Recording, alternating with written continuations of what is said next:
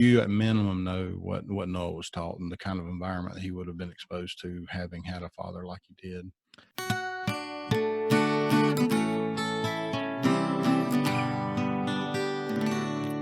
You are listening to Saints in the South.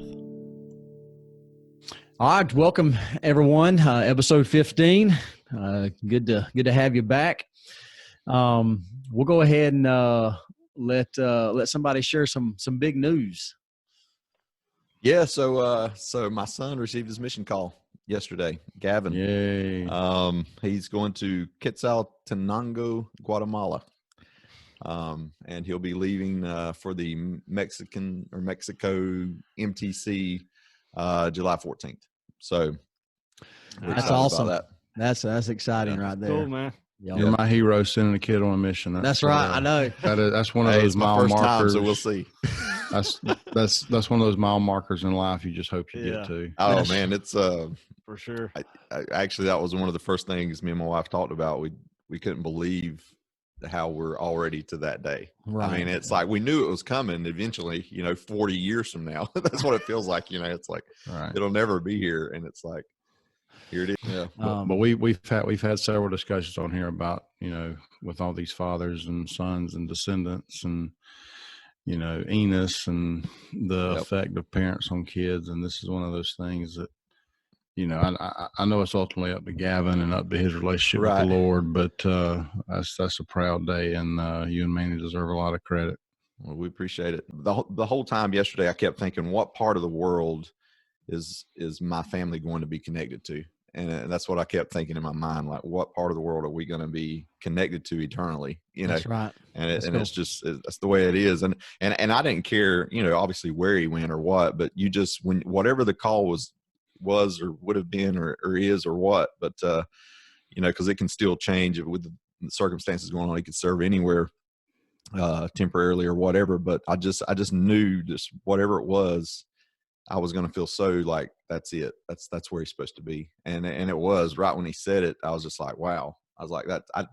It never crossed my mind. Now Andrew apparently remember, or I guess Dallin, his son, remembered that they were New Year's Eve. They had actually all were playing around. My daughter Morgan and Gavin and Dallin, which is Andrew's son, was talking about how they thought Gavin's going to Guatemala. And I guess it's been a joke ever since. Yeah, it's been a joke that they've ran ever since, and there it was. That's why Gavin, when he read it yesterday, he said we actually were making a joke about this. He was like shocked, So anyway, that's cool. Very exciting. Good Fun stuff. Times. Well, we've got some other exciting news as well. We've got our second interview coming up with Dee and Laura Lott. There's many of you out there that know Dee and Laura, and they're quite frankly miracle of a story. For those of you that don't know them, you're in for quite a story, and I believe many people are going to be inspired by the things that they've had to go through. So. Looking forward to that one there. It's going to be good. Well, this week, Mosiah, chapters 7 through 10, the title of it is In the Strength of the Lord. And Stephen is going to get us started here. Yeah, I think I told y'all before in my studies, a lot of times I'll use some of David Ridge's material. And in this part of the Book of Mormon, he is kind of going back a little bit. And the background that he kind of lays out was that this is about 79 years ago, as far as the chronology of the Book of Mormon goes, that a group of men, is what this is referring to, had left the land of Zarahemla in an attempt to return to what they considered a land of their inheritance, which was the land of Lehi-Nephi. Because they had ancestors that lived there years prior. That group fought amongst themselves, and all but 50 were killed in that wilderness when they were in Lehi-Nephi before they returned back to the land of Zarahemla. After they returned back, they gathered another group to go back to that same land, and that group had not been heard from for some time. When King Mosiah took over as king, and that's kind of leading us up to this point in the Book of Mormon. So that kind of going back and forth, I know sometimes can be a little confusing, but I thought Brother Ridges, again, he doesn't need my approval, but I thought he again did a great job at kind of clarifying that pretty succinctly.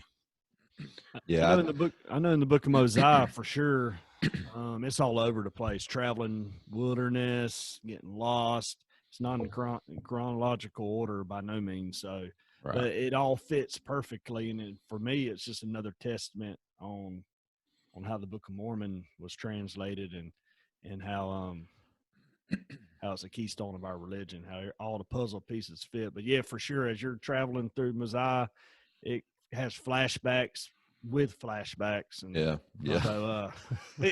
so anyways, I think it's a pretty cool testament of, again, we've had a little discussion about record keeping and connection with the past. And, I don't know if King Mosiah felt inspired to check on these brothers that had gone off to the land of Lehi-Nephi, but certainly some parallels with the rescue that we're supposed to be in this day and age. And that was one of the things that kind of, when I first started looking at these chapters, kind of stuck out to me about, they were literally sending people into the wilderness to find their brothers, and ended up being a rescue of their day.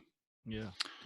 Well, I'll see your David Ridges and raise you a John, by the way.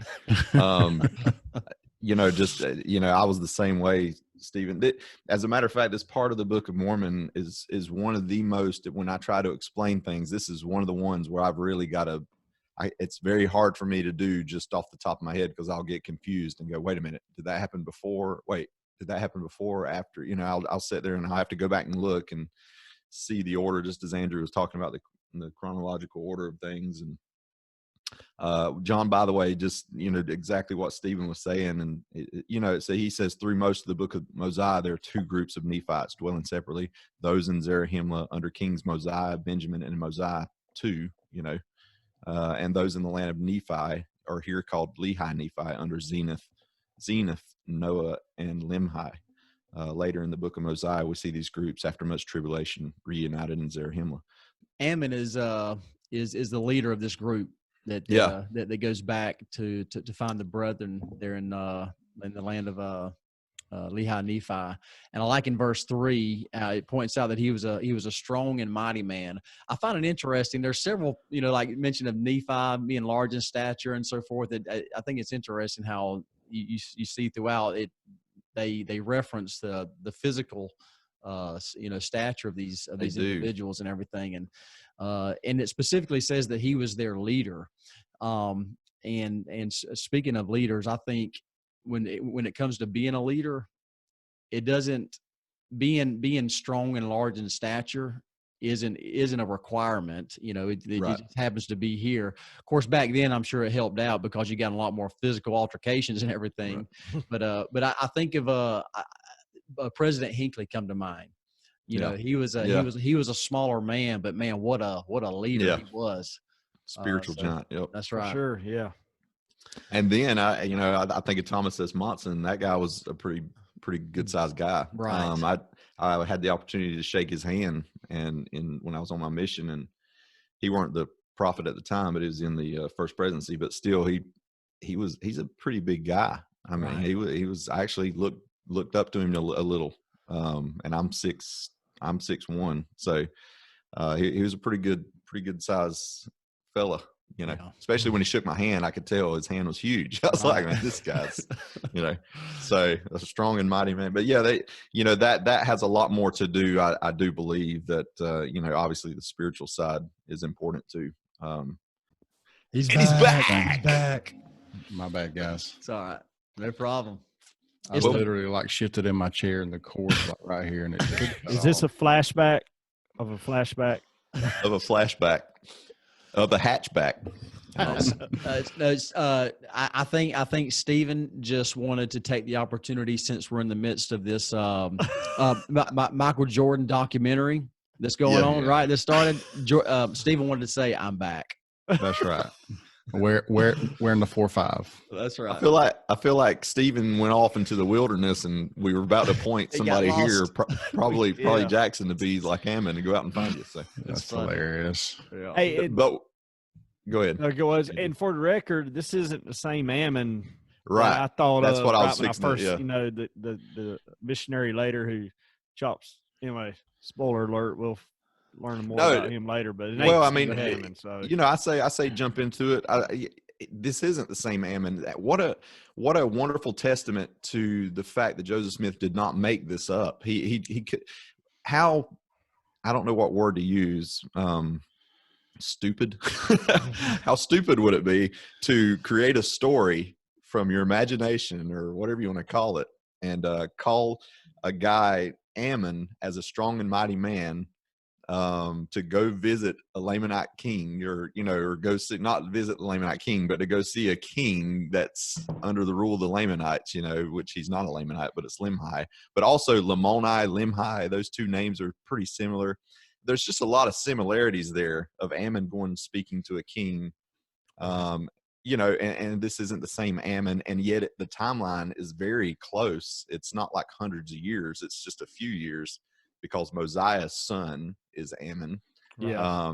I don't know, that maybe he was named after this Ammon or something. Could be. Yeah, that's what I was thinking of, the possibility of that. He obviously thought a lot about him to be able to send him on this expedition. He knew that he would be a good leader. So This Ammon was a descender of Zarahemla, correct? Yeah, of Zarahemla. Yeah, That's right. So this was there's just a lot of similarities. And to me, that's just a testament that if Joseph Smith was going to make up a story, he wouldn't put something in there, because forever and ever and ever, I thought this was the same Ammon.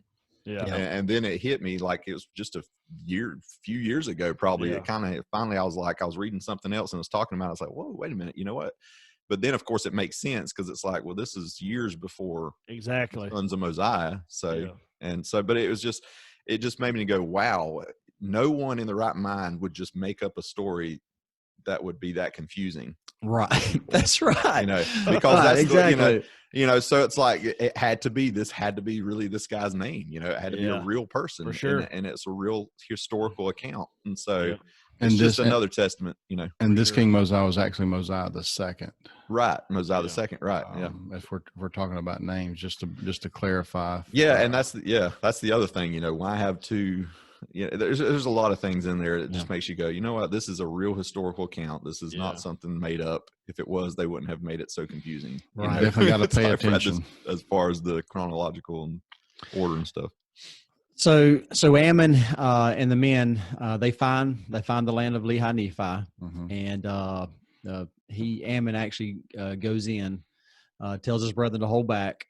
He goes in, and of course he's taken captive by King Limhi's guards, and and then he keeps him in prison there a couple of days, and then requests that Ammon come before him, and basically says, who are you and what are you doing here? And so Ammon, tells him, we're from the land of Zarahemla. We are, we're still there, and we've been sent to come find you.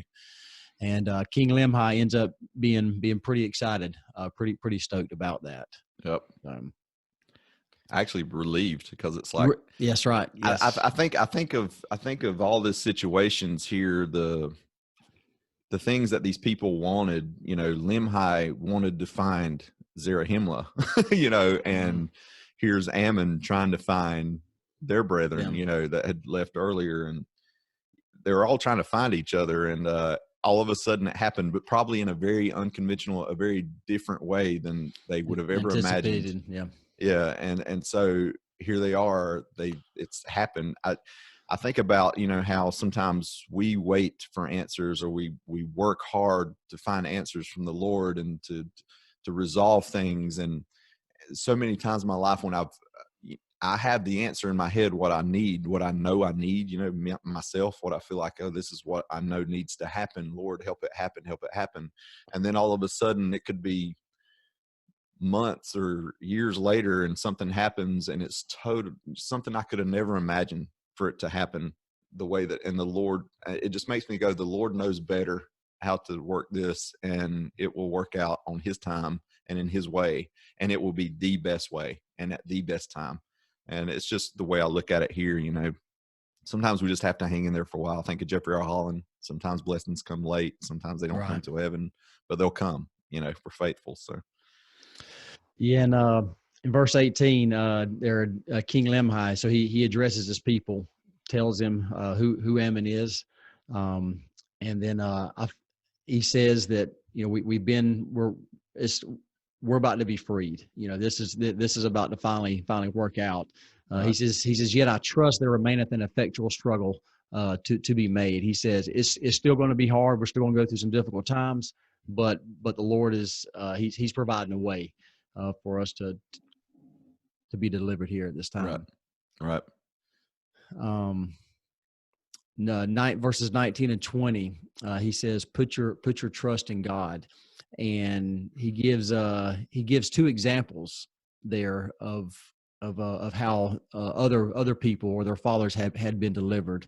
He mentions the children of Israel and their escape from Pharaoh, and then he mentions Lehi and his children, how they were led out of the land of Jerusalem, before the city was destroyed there.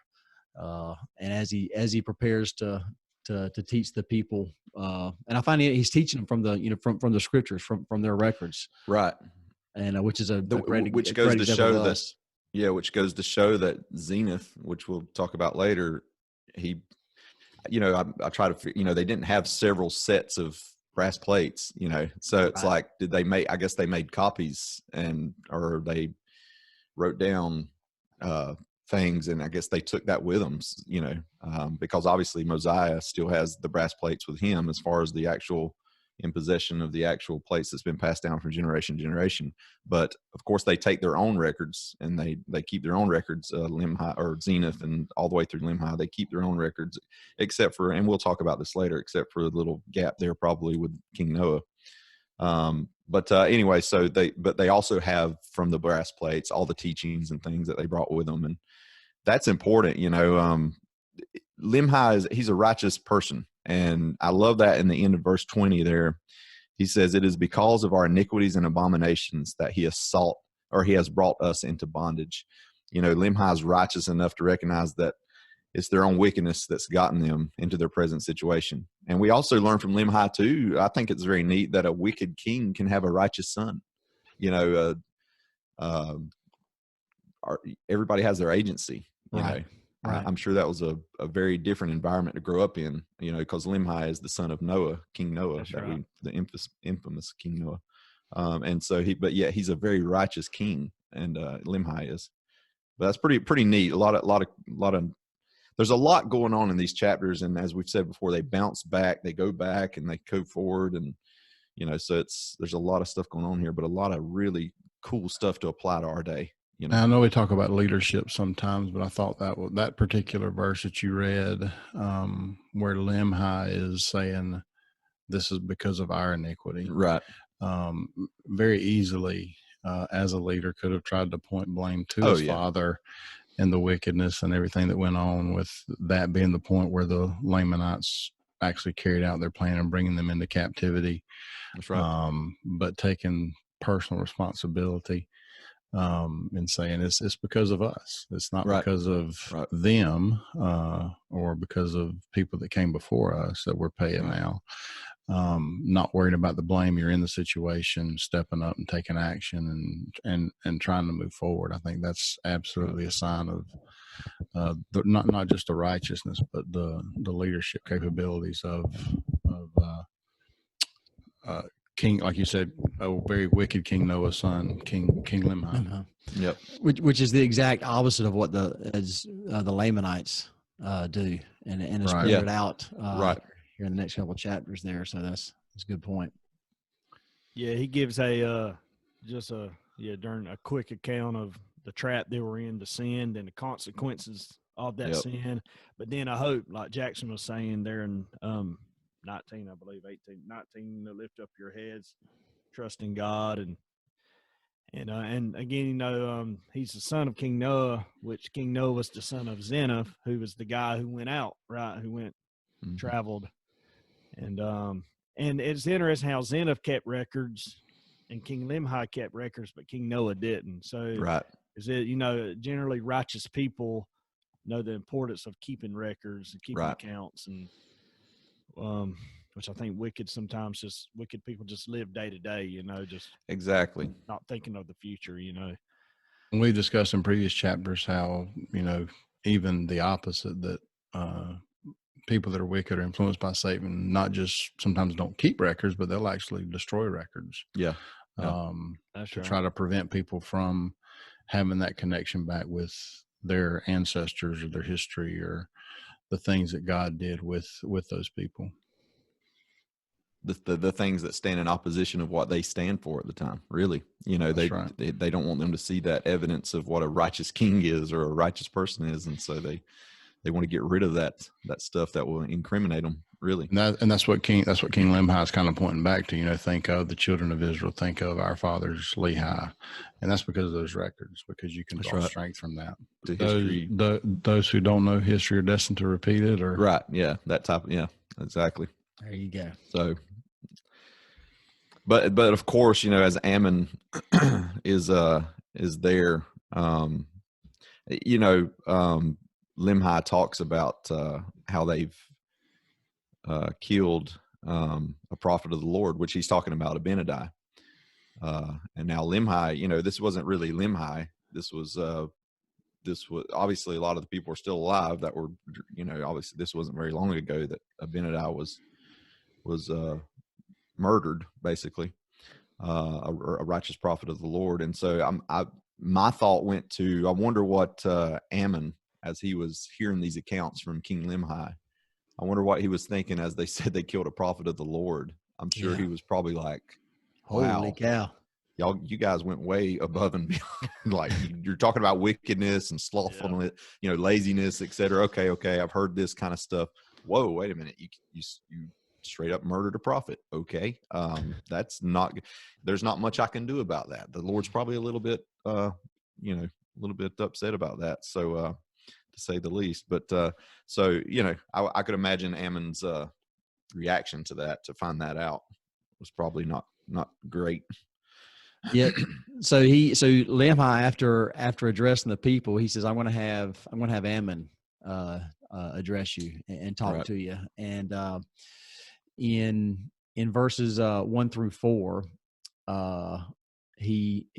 Ammon is asked by King Limhi to give kind of a history over those last 79 years of what's been going on in Zarahemla. And so when I was reading this, it made me think of the term every member a missionary, because Ammon not only recounts the history for those last 79 years or so, right, but he actually takes he mentions King Benjamin's address, and it says, and he rehearses it unto them. So he basically is rehearsing or recounting, all the words that he can remember, and taking that opportunity to teach teach those people about Christ and about the atonement that will come to pass later on. And so it just made me think of, Ammon's he wasn't necessarily there to go and teach the gospel, but he, as you pointed out, Marcus, he's like, okay, man, these people, they've gone astray. So he takes the opportunity that he finds himself in a circumstance, and he takes the opportunity and makes an opportunity actually to teach the gospel at that time, which I think is a great example for us. I think far too often we miss out on circumstances that we're in to teach the gospel. And I'm not talking about in a preaching way, but just bringing the gospel up, bringing our beliefs up, and seeing opportunities to, there was an opportunity there for Ammon. John, by the way, speaking of him, he had a lot of good stuff on some of these chapters. But he actually calls this Ammon the explorer, right, and the other Ammon the missionary. But as you pointed out, Jackson, this Ammon also, I don't think it was to take away the fact that this Ammon wasn't a missionary, but you're right, he took an opportunity and he preached the gospel. I can almost just about imagine that, and who knows, King Mosiah's son may have already been, I'm trying to remember how much time. I want to say it was like around 50 years between this and the sons of Mosiah leaving to go preach. So it could be that Ammon King Mosiah's son was not born yet, but I would wonder if he was named after this particular person and heard stories about him, and perhaps that's what gave him some courage to go out and do, what he did, which was very similar to what this Ammon the explorer did, compared to Ammon the missionary, or whatever you want to call it. But it's very interesting stuff. And this was a confirmation to Limhi that Ammon is righteous. The people in Zarahemla right now are righteous. You know what I mean? This was probably good stuff for him to hear, and for his people to hear, that this is a utopia that we need to get to. I want to get to Zarahemla now for sure, because I'm seeing Ammon right here. What a representative. I think of my son going out, maybe, hopefully he'll be a good representative going out to Guatemala, but they'll see that and go, I want to join that church, because this looks like a fine young man. He knows what he's talking about. This is what I'm looking for. And so what a great, and I think this was very comforting to Limhi to see that there was a great representation of, this was Ammon out representing not just the Lord, but representing his people. And I think of missionaries today, my own son getting that call and being a missionary and going out and representing the church. And, it's a big deal to who do we represent? Who are we? What are we doing? We talk about King Benjamin. Obviously, Ammon was a part of that speech, as far as hearing that speech. And King Benjamin was, he put out there to take upon them the name of Christ. And so here's Ammon. He's done that. He's taken upon him the name of Christ, and he's representing the Lord. And I'm sure Limhi took a lot of comfort in that, to see that Zarahemla was like, wow, this is a good place. It's not corrupt. It's not, because he's seen corruption. Limhi has. Right. He's seen good and he's seen corruption. And so he's probably very happy to hear that everything's in good shape. Yeah, he's so happy. He starts telling him about he said, we've ended up finding some records, and he said, do you know anybody they can actually translate these records and stuff? And Ammon says, as a matter of fact, I do. Yeah. We got King Mosiah the second back there in the land, and so he mentions the interpreters that he has there. Seer stone. Seriously, yes. Yeah. Of course, it's not called Urim and Thummim here, right? But so that brings up this whole thing about seers. We know some things about seers. We know about prophets, revelators. We obviously, first and foremost, we sustain the first presidency in the Quorum of the 12 as prophets, seers, and revelators. And a seer is, as it says here, a seer is greater than a prophet. Actually, that was King Limhi that was saying that is a seer greater than a prophet, or this way he was understanding Ammon and explaining it. And so President Howard W. Hunter had mentioned that the unique role of a seer and how a seer views things differently than others. He says a seer is one who sees. This does not mean that he sees through his natural eyes, but rather through spiritual eyes. The seer gift is a supernatural endowment. And John A. Widsoe of the Quorum of the 12 had said, he described a seer as one that perceives the meaning of that which seems obscure to others. Therefore, he is an interpreter and clarifier of eternal truth. He foresees the future from the past and the present. This he does by the power of the Lord operating through him directly or indirectly with the aid of divine instruments, such as the Urim and Thummim. In short, he is one who sees, one who walks in the Lord's light with open eyes. The way that I understood it, and from what I was reading, I think there's spiritual gifts that we can all have. I think we can have the gift of prophecy for we can have that. That's something that can be bestowed on anyone. Any of God's children can have a gift of prophecy. Now, when I say that, there's different things. There's the prophets of the church, which receives revelation for the church. But we can also be revelators, as far as we can receive revelation. But there's really not a lot talking about where just any of God's children can be a seer. That's a little bit different. situation. So a seer is greater than a prophet. It's something that's very specific. So Yeah, there's a few times in the scriptures where it talks about being many prophets in the land. right. Going about, But you don't hear a lot about seers. Yeah, many seers. That's right. Exactly. So, Yep. so. All right, Andrew, you want to get us started on chapter 9 since you're talking about them flashbacks? Yeah, flashback with another Back to the future. flashback. So, anyways, Zeniff, who's King Limhi's grandfather.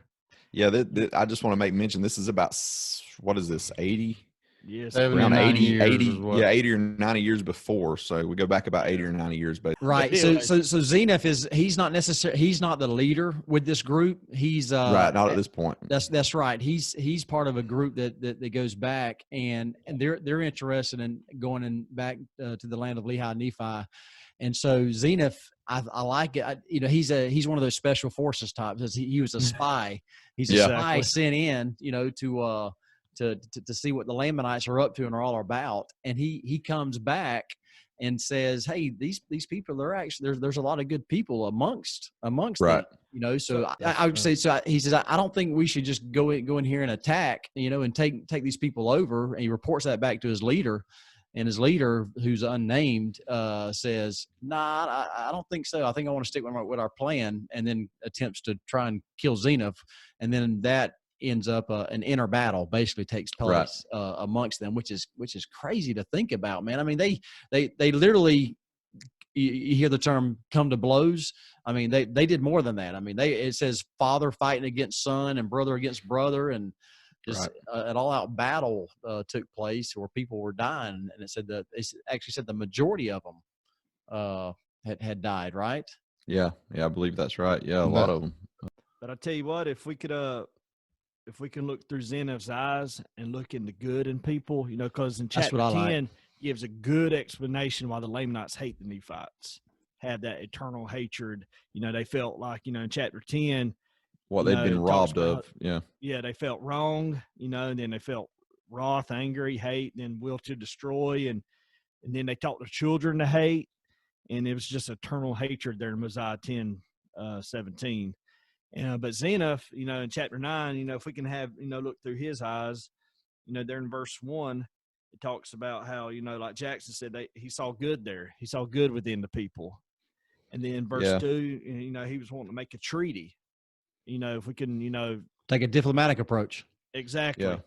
And then there in verse 5, it talks about how, possess the land in peace, how he wanted to have peace, So as in today's journey here in South Georgia, as we're traveling, whatever, if we can just have, look through Zeniff's eyes, try to look good in people, try to make that treaty with people and find peace, how much better are we off, how much joy we have. That's right on what I had for my note. I said he saw the good in them, Zeniff did. And it says this denotes that Zeniff indeed was a righteous man. He wasn't blinded by rage or hate. And then I put on there, I said, do we see people as God sees them? Jesus said, love your enemies. And Zeniff, I think he got an A on that test. That's right. That's right. So, I mean, you know what I mean? So certainly didn't judge him based off the history of what his perception would have been of them.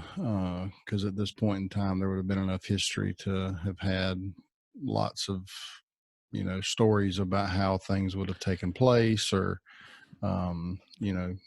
to use Martin Luther King, judging a man by the content of his character. Certainly not going back to the traditions just of his fathers. I just had a thought. This is, I feel like this is attributed a lot to their leadership going to Mosiah 1, then King Benjamin. This is Zeniff. He obviously was around those leaders. Those were his kings, etc. And but I feel like that hatred was not preached by these kings. I don't think they went around bashing the Lamanites all the time. I think, as a matter of fact, I could see them, and I think they did to a point, just talk about how they're God's people also. I mean, as far as like they're God's children also is what I mean.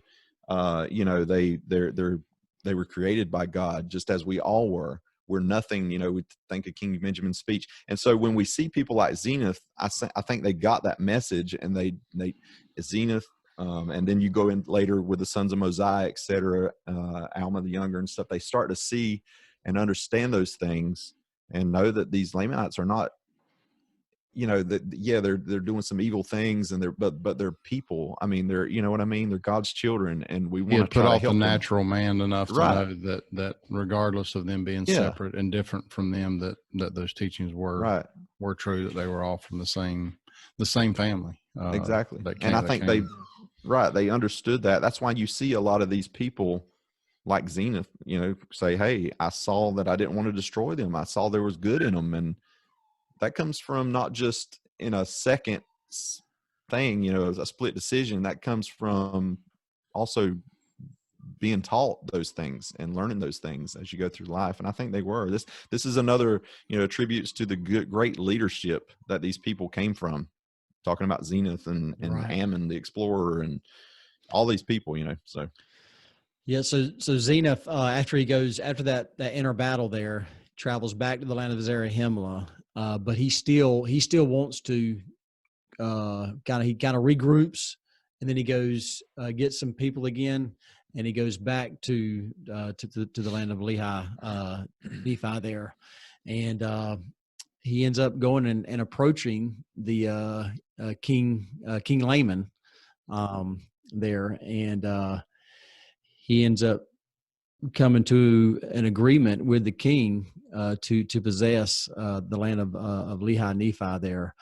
And I don't know if I would be. I wish we could see more of the detail of that conversation, and because I mean, and we see it ends up being for unrighteous purposes that King Laman, he says, hey, y'all can go ahead and have that land. It's not a vacant land. I mean, he causes his people to leave.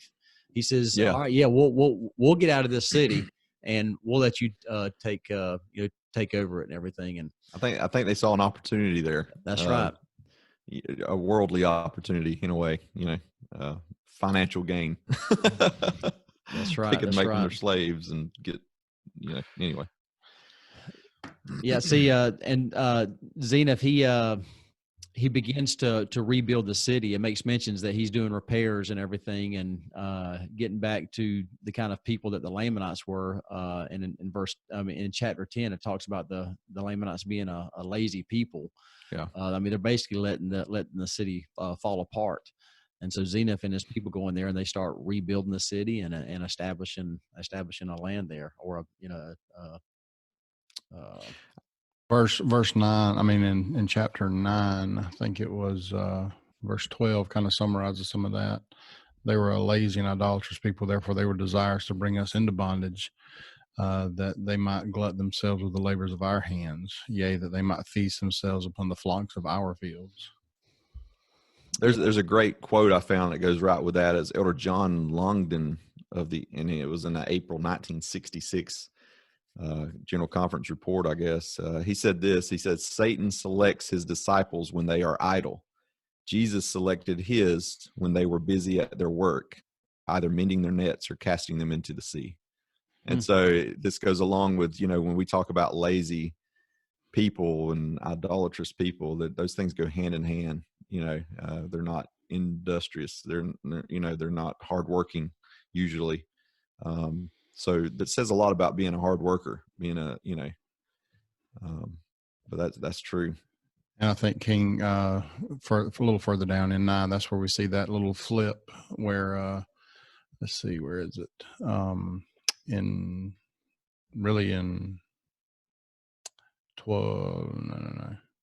13, it says, therefore it came to pass that King Laman began to stir his people up that they should contend with my people. Therefore there began to be wars and contention in the lands. He was talked about in 11. He began to grow uneasy, talking about King Laman, that the people would wax strong and be able to overpower the Lamanites and bring them into bondage, which was never their intent. Right.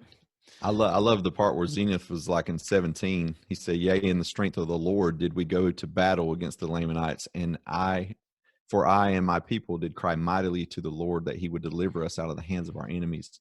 For we were awakened to remembrance of the deliverance of our fathers. That's straight out of obviously the Captain Moroni wasn't born yet at this point, but man, that sounds like Captain Moroni to me. He's really laying it out and giving that rally, and it's just very interesting to see that. Yeah, and I think Zeniff is completely caught off guard here, because he says, I armed my people with bows and arrows, and that's really all they had. And Yeah, so they that's really, all they had. that's right, and they really had to rely on the Lord, and they ended up. Mm-hmm.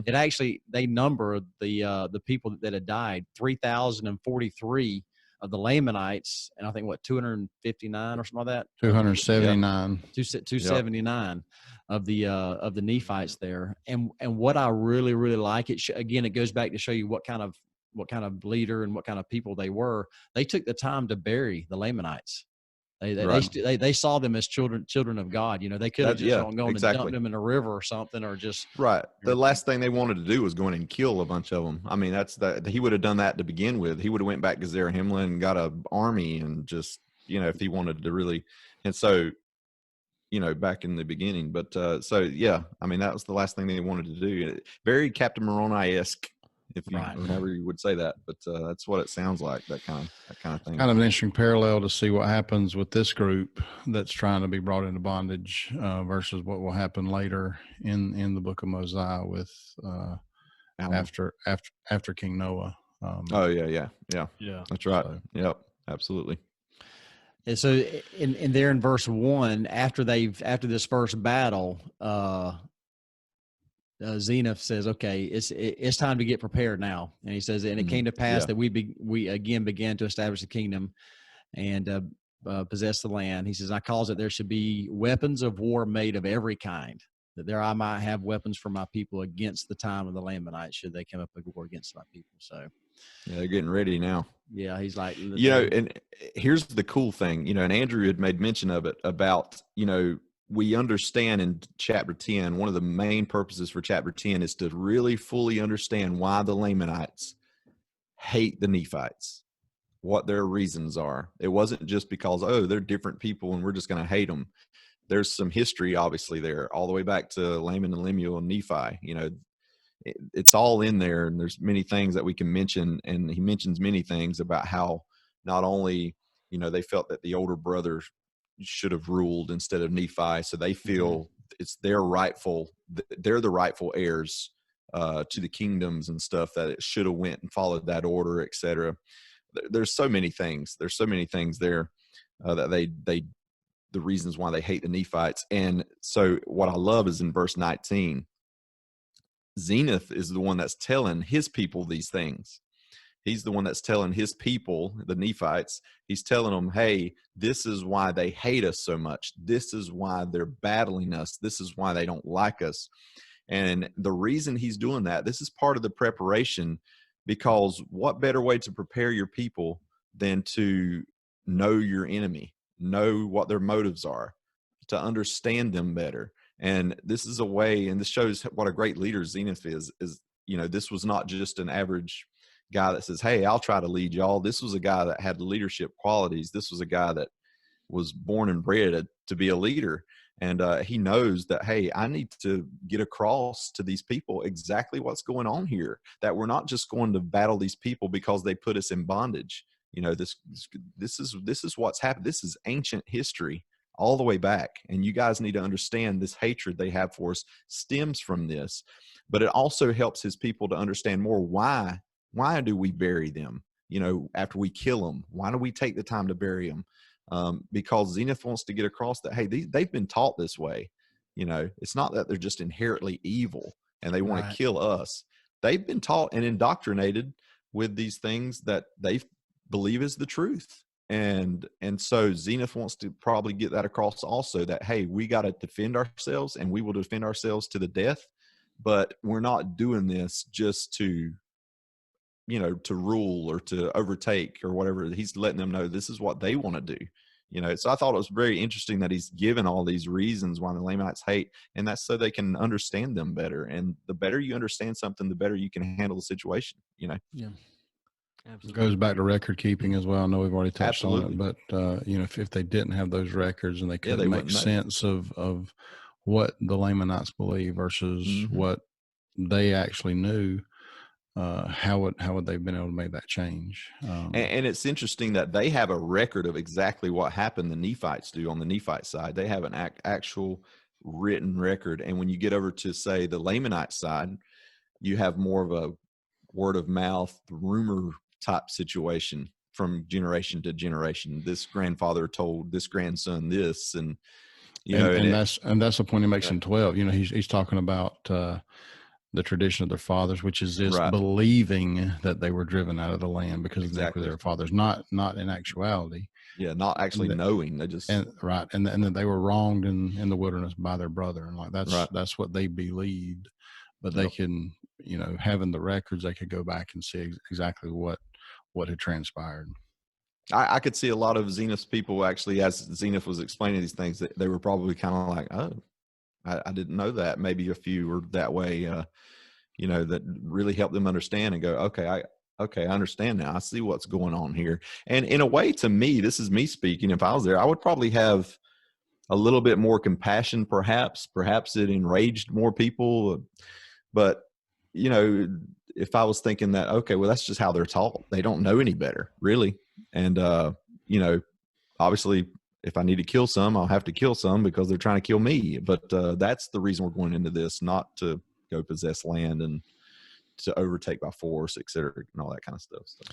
Yeah, they've been taught by their fathers to take the victim mentality approach. Right, exactly. The Lamanites have done, yeah. Mm-hmm. Yeah. And even down to the records which the Lamanites had, that the Nephites had, the Lamanites were taught that Nephi robbed Laban of those records, that Yep. not that he was commanded of the Lord to obtain them, but that he just straight up robbed them. Yeah. Right. That was the teachings of the records they had. So even if they had the records, why would they look at those records as something that was a blessing? That's interesting. Yeah. I like how some of these things just end. You know what I mean? It's like, and now I, being old, did confer the kingdom upon one of my sons. Therefore, I say no more. And may the Lord bless my people. So, obviously, Zeniff and the son he's talking about here is King Noah, and it makes me wonder.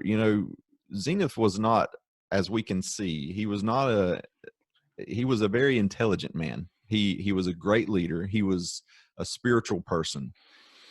He was a good, from what we gather or can gather, perhaps, is that he was a good judge of character. And so it makes you wonder, what kind of person was Noah as a son? Perhaps just a good son, and maybe it was just the corruption, or he got corrupted through receiving the power of being a king and started to slowly turn away. I don't feel like Noah just was evil from the get-go.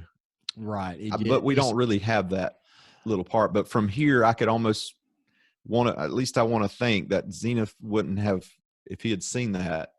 And we don't know if he says upon one of my sons. So he had other sons. And so maybe Noah's the best out of those sons, or Noah was just a good boy, a good son. Yeah. I suspect that King Noah, like many people, just slowly got wrapped by the flaxen cord. Yeah, I think so. I think that's true. And slowly, Like slowly David. fell away. Yeah. Yeah, like David or a lot of great people. I mean, we at least at minimum, we know how Noah was taught. And exactly. It's not that prophets or righteous people, members of the church, folks that aren't members of our church, that are teaching their children.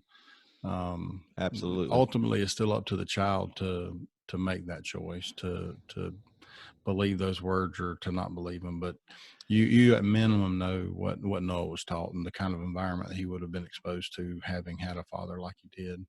I think that's why you see some little glimpses, a very, very small shimmer of when Noah, remember, he was going to let Abinadi go for a second.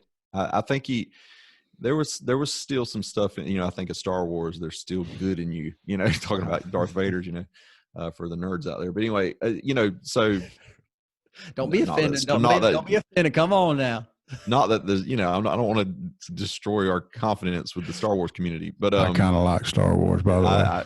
I do too. I actually almost wore my Star Wars T-shirt, but I didn't know if it would be a copyright issue. But anyway, no, so you see those little glimmers, and so we know. I think, as we've said, King Noah was taught the way he was supposed to be taught, but he lost his way, and nobody's impervious to temptation and to things. We have to pray for those kind of things and to resist temptation and stuff. So bringing up that last verse again, I love how he ends that. He says, "And may the Lord bless my people." Yeah. Hopefully he had a prayer in his heart. Maybe it's because he did know Noah a little bit better. That's right. Yeah. I mean, maybe seriously, the people will keep him in check. Maybe, I don't know. Maybe he Yeah. sees that his son could be wayward, or maybe had some tendencies, or had questions or something. I don't know. So, but it's very interesting. Well, does anybody have any closing thoughts? I'd said earlier that Limhi was an example of how a wicked king can have a righteous son, which was Limhi was King Noah's son. But also, I guess, as I'm sitting here thinking, that can also show that a righteous king, as far as Zeniff goes, could have a wicked son. So it goes both ways. You just, as Stephen had put, we all have our agency. We can teach, we can give examples to our children, pray for them, and all kind of things. But in the end, they make a decision. They have to go through life and go through temptations, and their trials will happen. And you pray that those things don't happen. But I think it's just a great reminder that we are not, we all are going to be tempted, and we're all going to have trials, but we have to, it's up to us what we do with those things. Are they going to change us, or are they going to cheat us of our, exaltation? So I had the same discussion with a member of the church that had several sons, and he was sending his last son on a mission. I think it was his third or fourth son that he was sending out. And I had an opportunity to be around him one time when I was on the High Council, and I just said, "What's the secret? Tell me." I mean, right. I've got some coming right behind yours. Yeah. I just worry about, not because of anything specific, but just feeling responsible for them. And he said, they got to have experience with the Lord. He said, there is no secret. The secret is, just like you say, they've got to turn themselves to the Lord. You can put them in positions to have those experiences. And that's always stuck out to me, that, my job is to put them in situations, I guess, experiences, for lack of a better term, where they're going to have that, where they're going to be able to experience the Spirit of the Lord speaking to them and helping their conversion become deeper. That, just like Enos, that those words sink down into their heart, that while I can teach them, they've got to allow that into the fleshy tables of the heart to have that conversion. And that's what he was saying, just that there's nothing that he did special. He just tried to set them up, do what he thought was best, and put them in those situations. And I'm sure that's what Zeniff did here with Noah. He probably did the best he could and put him in. I think a basketball reference. I think y'all mentioned something about the Michael Jordan documentary or something going on now. I haven't seen it, but all we can do is give the assist, and then they have to put the ball in the basket. Damn, so, I like it. I hear you. I like it. That's but that was profound. That's profound right there. Thanks, Michael Jordan. You just dunked that. Yeah. That was a slam dunk right there, guys. All right. Andrew, you got anything for us? No, Close out. I like the slam dunk. We'll just jam it up. Let's go out with the slam dunk. There you go. That's right. Well, I'll reference just again thinking of the monumental task that Mormon had, and reading all these records and deciding what to put in, what to leave out, and everything. And I think of the prayer on his heart, and probably just the huge task that he had, and him thinking, man, what do I leave in, and what do I take out, and how do I place it? I mean, that would be my thing. Like, wait a minute, this will be a great idea. Let's put it here. And the way he did it was beautifully, really. I mean, it's like it just worked out perfectly. Obviously, the Lord had something to do with it, but I'm going to go up to Mormon one day and just be like, bro, great job. Yeah. I mean, you did great. I mean, that was awesome. So you put the ball in the basket, buddy. There you go. You got it in there. Well, all right. Well, hope you've enjoyed it. Until next time, y'all keep on striving.